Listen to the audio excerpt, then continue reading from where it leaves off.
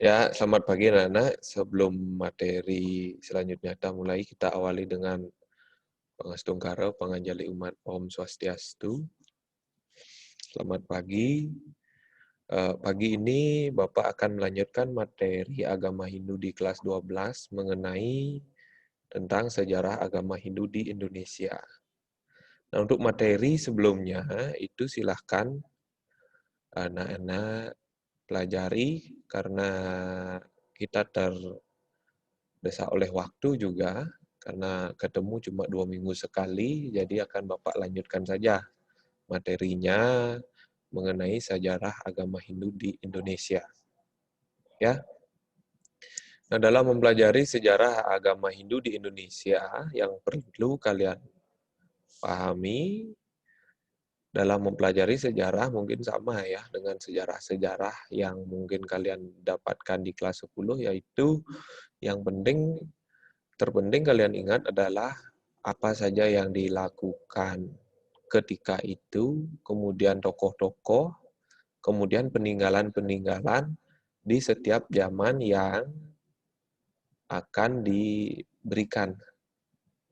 Apa saja. Artinya inti dari pembelajaran sejarah itu adalah yang perlu kalian ingat adalah peninggalan, kemudian bagaimana pola-pola atau kehidupan yang dilakukan oleh manusia pada zaman itu ya.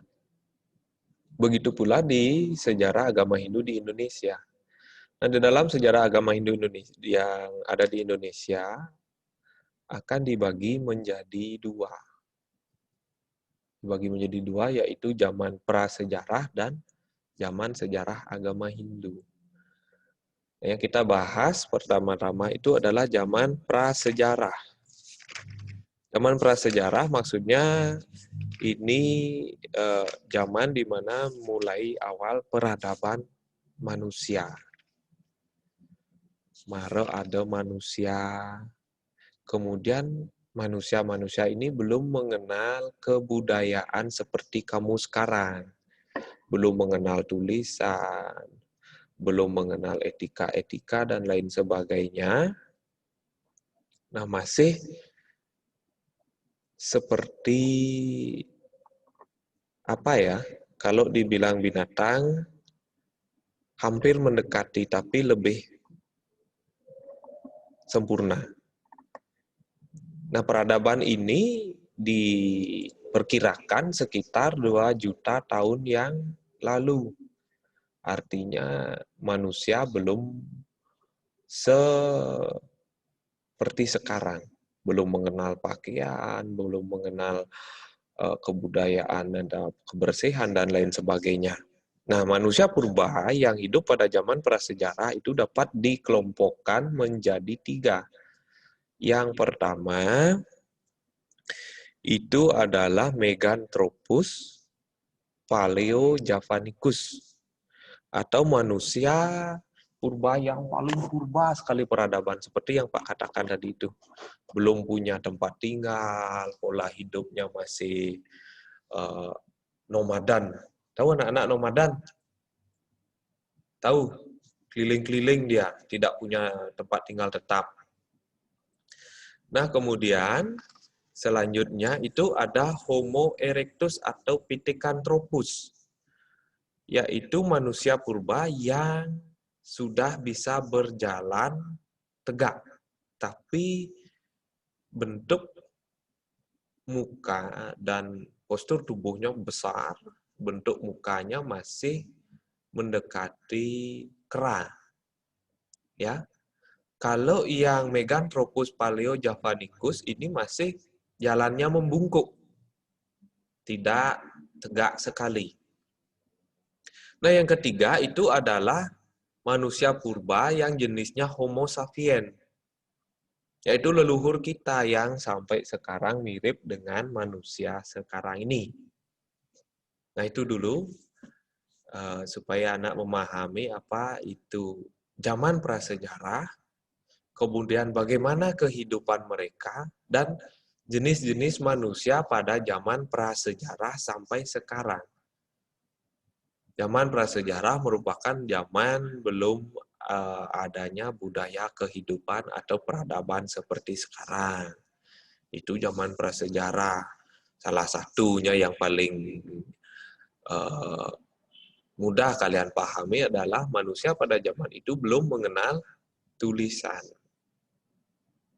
dan budaya-budaya yang lainnya. Dan terjadi, diperkirakan dari penemuan-penemuan fosil itu diperkirakan itu terjadi sekitar 2 juta tahun yang lalu.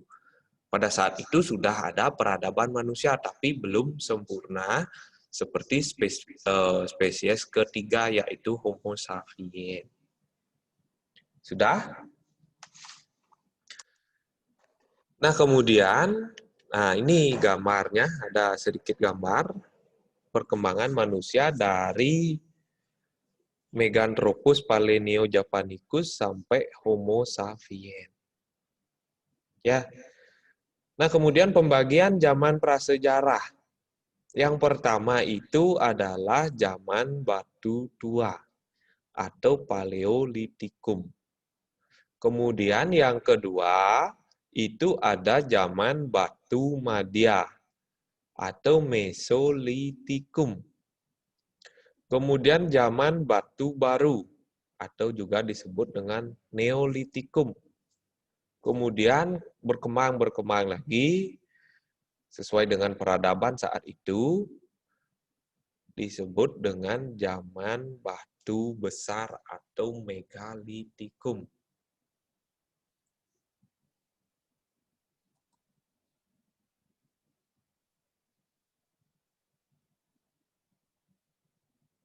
Nah, itulah perkembangan atau peradaban zaman prasejarah.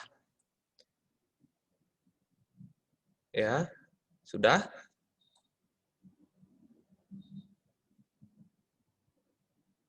Jadi di tiap perkembangan zaman itu juga perkembangan manusia, perkembangan budaya, perkembangan corak kehidupan mereka pun berubah-ubah.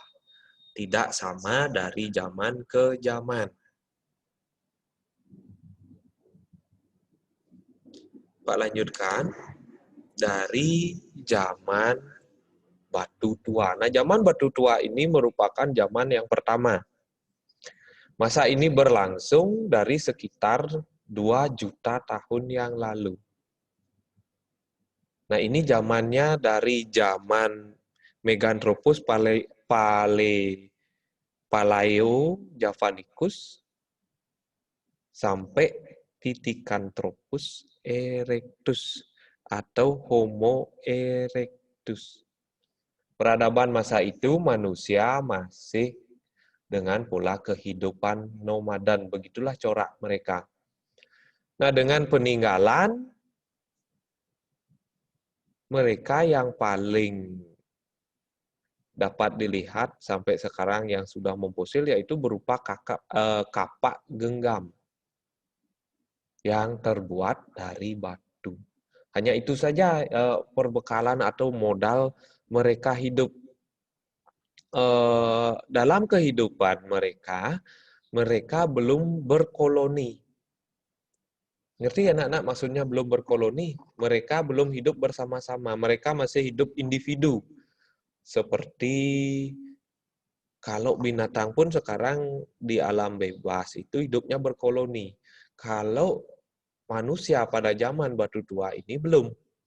Mereka hidupnya sendiri-sendiri dan apa istilahnya individu, keliling nomaden untuk bagaimana cara mereka bertahan hidup. Itu saja pola pikir mereka pada saat itu, yang penting bisa hidup. Hampir samalah dengan binatang. Manusia purba yang hidup zaman itu adalah Pithecanthropus erectus, yaitu manusia purba yang belum bisa berjalan tegak sempurna. Seperti gambar yang sudah pada slide. Nah, mungkin antara ini dan ini. Ya.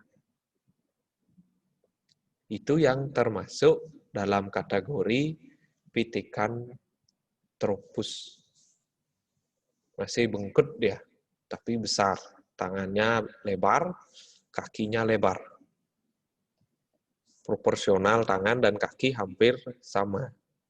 Mirip seperti kera atau monyet. Kalau anak-anak memperhatikan kera atau monyet, itu bentuk kaki dan tangan hampir sama karena difungsikan agar dalam menggenggam ranting-ranting dan lain sebagainya, kaki dan tangan itu sama. Nah, setelah perkembangannya, kembali ada perubahan-perubahan. Nah, kemudian lanjut. Pada zaman Batu Madya. Nah, ini sudah mulai berkembang ya. Sudah mulai manusia itu berkembangnya hidup mulai berkoloni walaupun tidak banyak.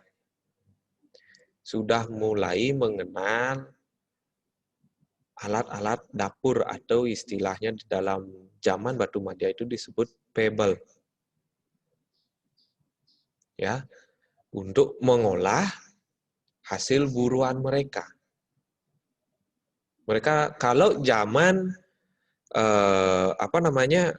Batu Tua atau Paleolitikum, apa yang mereka dapat langsung dimakan. Dagingnya mentah dan lain sebagainya. Ketika zaman beralih ke zaman Mesolitikum, ini mereka sudah mulai mengolah apa yang mereka dapatkan walaupun masih sangat sederhana. Mereka sudah mengerti budaya cocok tanam. Sudah mulai mereka belajar berkebun dan lain sebagainya. Itu pada zaman Batu Madya. Salah satu peninggalan yang paling baru ketika zaman Batu Madya itu adalah, ini contohnya, yang disebut dengan pebble atau alat-alat dapur. Diolah, walaupun belum matang. Ya, itu pada zaman Batu Madya. Kemudian beralih ke zaman Batu Baru atau zaman Neolitikum. Pada zaman Neolitikum, perkembangan kehidupan manusia sudah mulai lebih meningkat. Sudah mulai mengenal alat-alat, berbagai macam jenis alat. Mereka ingin mempermudah cara kerja mereka, tidak hanya mengandalkan kapak genggam saja. Karena kemungkinan genetika manusia purba pada zaman Batu Baru ini sudah berubah. Tidak lagi seperti zaman Batu Lama atau zamannya Pithecanthropus. Sehingga mereka mulai berpikir, mereka mulai membuat alat-alat yang memudahkan cara-cara mereka untuk bertahan hidup. Peninggalan pada zaman Batu Baru, yang pertama itu disebut dengan kapak persegi atau beliung persegi. Kalau kapak genggam itu ukurannya pasti sebesar genggaman sebisa mereka menggenggam. Kalau kapak persegi ini sudah mulai besar. Karena sudah perubahan budaya dari hidup nomaden, kemudian mulai menetap di gua-gua dan lain sebagainya, mereka mengembangkan budaya bercocok tanam. Sehingga memerlukan alat yang lebih besar, yaitu disebut dengan kapak persegi. Nah, mungkin kalau kalian kapak persegi yang dulu dibuat dari batu, supaya anak-anak lebih gampang mendeskripsikan, kira-kira yang makin ke seperti serampang. Anak-anak tahu serampang? Tamah, serampang beda ya, tamah dengan serampang. Nah, itu salah satu perkembangan dari zaman Batu Baru.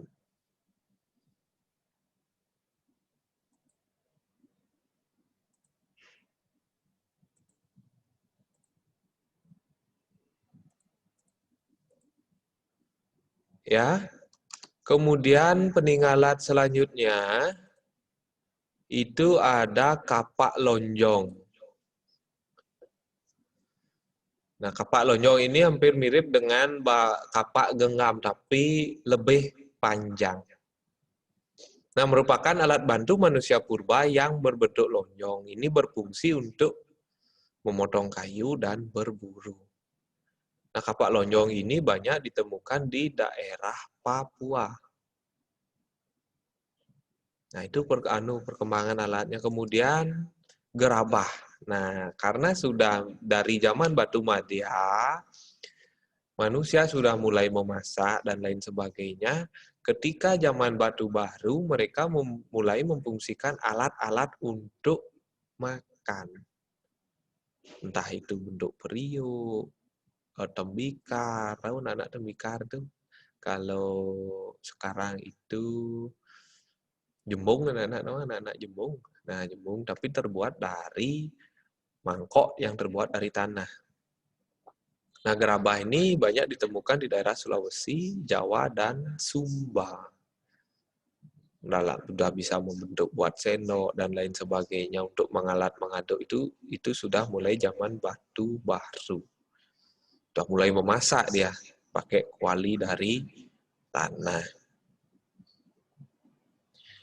Kemudian selanjutnya, selain peralatan untuk kehidupan, pada zaman batu baru ini sudah mengenal berhias.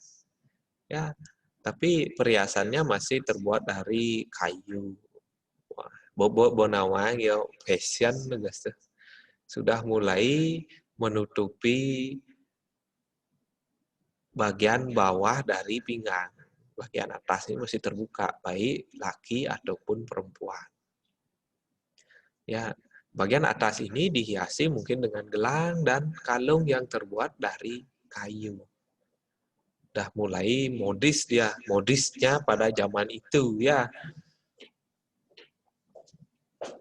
Tuh, sudah mulai mengenal perhiasan.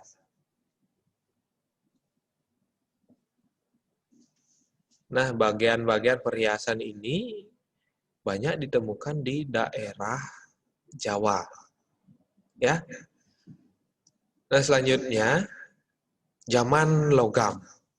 Nah, setelah zaman batu baru atau zaman Neolitikum, peradaban manusia itu kembali lebih maju. Sudah bisa mengolah logam.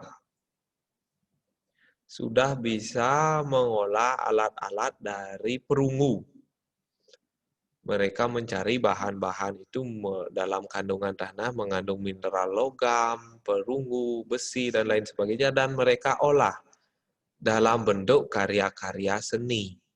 Yang pertama itu disebut dengan nekara. Nekara dapat juga disebut dengan genderang nobat atau genderang ketel. Karena bentuknya seperti berungbung atau yang lebih mudahnya cara dream anak-anak. Tapi berpinggang. Atasnya ada penutup bagi masyarakat, nekara dianggap suatu yang suci. Kalau ada yang dari sekitaran Pejeng atau orang di Gianyar pasti tahu Pura Penataran Sasih. Nah, di sana yang sering disebut dengan bulan di Pejeng itu dalam peninggalan zaman logam itu disebut dengan nekara. Ya, digunakan sebagai generang atau penanda pada saat itu yang sekali mangkin anak-anak di pura wentar kukul sebagai penanda suatu kegiatan. Mungkin pada saat zaman itu sebagai penanda apa, tapi peradaban manusia sudah jauh lebih berkembang dari pada zaman batu madya dan batu baru. Kehidupannya sudah berkoloni. Sudah memiliki mulai ada pemimpinnya. Tuh. Nah, nekara ini juga merupakan simbol status sosial pada saat itu. Karena orang yang berstatus sosial tinggi baru bisa mempunyai sebuah nekara. Nah, itu makanya dapat disimpulkan bahwa ketika zaman logam ini sudah manusia pada saat itu sudah beralih dari Pithecanthropus ke Homo sapiens. Karena perubahan cara-cara berpikir manusia pada saat itu sudah jauh berbeda ya. Tidak masih menggunakan batu sebagai alat-alat mereka, melainkan sudah mulai ke zaman logam, beralih ke logam. Nah, peradaban pada saat itulah diperkirakan wilayah Indonesia ini sangat tinggi. Karena apa? Kalau alat-alat musik pada zaman dulu itu, kalau di dunia, kalau mereka membuat alat-alat musik kan jarang ya dari logam. Misalkan baru paling kalau zaman dulu mereka membuat kenang dari kulit, dari kayu, kemudian seruling. Tapi di budaya di Indonesia merupakan budaya tertinggi yang bisa menggunakan bahan-bahan logam untuk alat musik. Contohnya sampai sekarang pun kalian masih dapat lihat dan pergunakan bagi yang senang dengan seni gamelan. Itu kan semua bahannya dari logam. Sehingga budaya peradaban zaman logam merupakan zaman tertinggi di Nusantara. Nggak ada anak-anak orang bisa membuat campuran logam dan lain sebagainya dari selain di Nusantara. Bali, Jawa itu apalagi. Mereka membuat gamelan dari bahan-bahan logam. Yang kedua itu adalah keris juga anak-anak, termasuk ya. Karena di dalam keris itu berbagai unsur logam yang berbeda titik didih. Ada besi, ada yang dari bahan kuningan, dan keris-keris yang ada di Jawa dan Bali itu terbuat dari campuran besi, perunggu, kuningan ada, kemudian batu meteor. Masing-masing bahan ini merupakan mempunyai titik didih yang berbeda. Saking tingginya peradaban manusia pada saat itu, mereka bisa menggabungkan, menjadikan satu alat-alat tersebut sehingga menjadilah sebuah keris. Nah, itu peradaban manusia zaman logam. Kemudian mulai beralih berubah dari kapak genggam, kapak lonjong, kapak yang besar tadi ke yang disebut dengan kapak corong. Kapaknya ini udah ada dari bahan logam ya, yang bentuknya seperti gambar yang Bapak perlihatkan itu. Tapi biasanya kalau zaman dulu itu ditangkaikan dengan kayu agar mudah dipegang. Sampai jam kudu ya, Pak. Jam 10.35 ya. Nah, cuman fungsinya tidak beda jauh dengan kapak batu. Fungsinya masih sama untuk berburu, mencari kayu, dan lain sebagainya. Tapi bahannya saja yang berubah.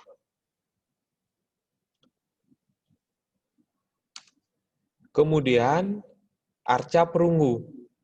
Nah, kalau pada zaman batu baru atau zaman Neolitikum, mereka membuat perhiasan dari kayu. Karena peradabannya mulai berubah, perkembangan manusia semakin maju, mereka mulai membuat perhiasan-perhiasan dari bahan perunggu yang difungsikan sebagai mainan kalung. Nah, sehingga menambah nilai estetik mereka. Fashion mulai berkembang, mulai menggunakan bahan-bahan kain dan lain sebagainya mereka olah. Nah, kemudian daerah-daerah penemuan arca perunggu ini ada di sekitar Palembang, Bogor, dan Riau. Itu banyak ditemukan. Nah, bentuk-bentuknya kurang lebih seperti gambar yang Bapak tampilkan tersebut. Tuh. Itu dipergunakan sebagai mainan kalung.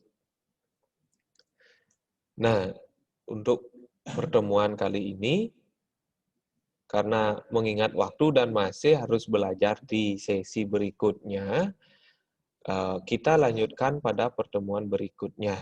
Ya, Bapak tidak ada tanya jawab, akan dilanjutkan nanti oleh Bapak dalam pelajaran selanjutnya. Akhir kata, Bapak ucapkan Paramo Santi. Om Santi Santi Santi Om.